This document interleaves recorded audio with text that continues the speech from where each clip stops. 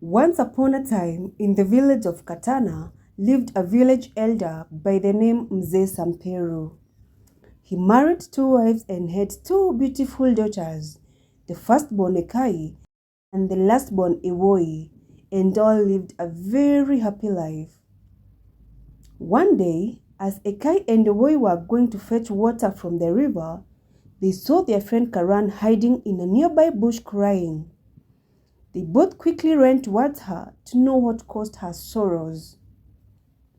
Ekai quickly asked, "Habari yako Karan, una matatizo gani?" Karan raised her head, her eyes filled with tears and fear, and bursted out in a loud cry. Ekai once again asked, "Karan, please talk to us. Did that naughty boy beat you again?" Ewoi politely asked, "Karan, you are our friend. Please talk to us."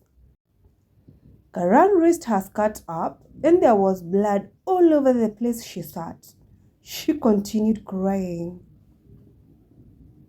Since Ekai was the eldest, she quickly understood what had happened to Karan. She sat next to Karan and whispered to her, "You are now a complete woman, Karan. Stop crying. You will be okay." Ekai turned to Ewoi and told her to proceed to the river as she was going to escort Karan home.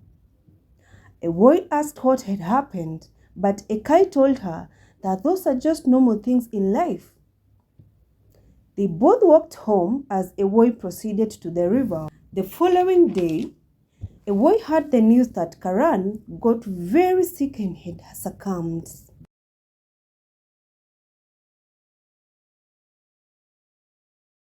Ewoi ran outside where her parents had sat and called them out.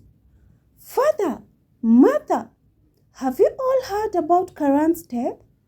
What happened to her? I saw her yesterday crying." Mzee Samperu quickly turned to Ewoi and told her, "Mtoto wangu, usiwe na shaka. Haya ni mambo ya kawaida tu. Na kila binadamu atapita hiyo njia wakati wake ukifika." Her mother interrupted by telling them, "Let us go inside, please. I have prepared a nice breakfast for you all."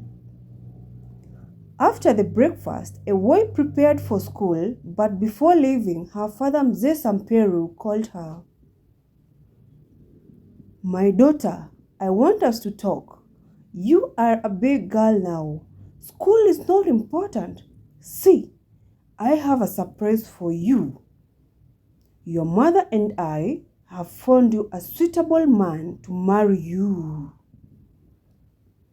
Ewoi, in disbelief, said, "Father, Mother, I'm only 11 years old.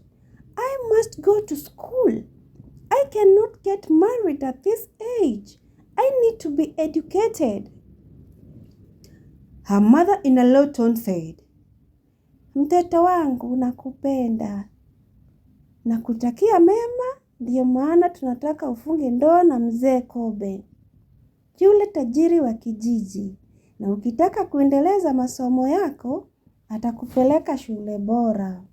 2 weeks later, Ewoi agreed to get married since her parents kept on threatening to disown her if she had declined to marry Mzee Kobe.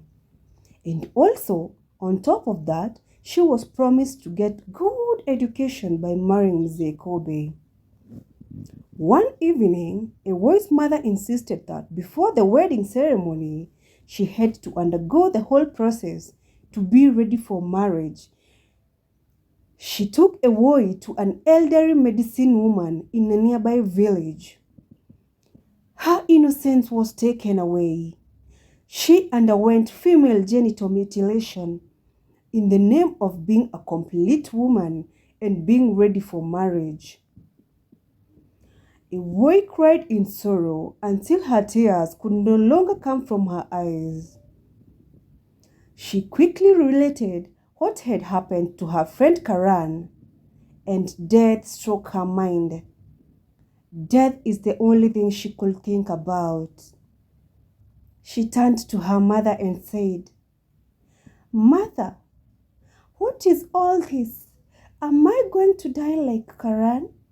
Is this what caused her death?" The mother turned to her and said, "My daughter, do not cry. You will be okay. Myself, your sister, did the same and we are fine. Very fine." They went home. Away got sick and got mentally disturbed by the act. 2 weeks later, her health deteriorated. Sores developed around her genitalia. Luckily enough, she was rescued by an anti-female genital mutilation organization that had visited her village for research. They took her to school, gave her good education. Months later, they discovered that she had contracted HIV from the objects that were used to cut her. Female genital mutilation violates the rights of girls. Together we can end female genital mutilation. FGM must stop. End FGM. Let us join hands and end FGM by 2030.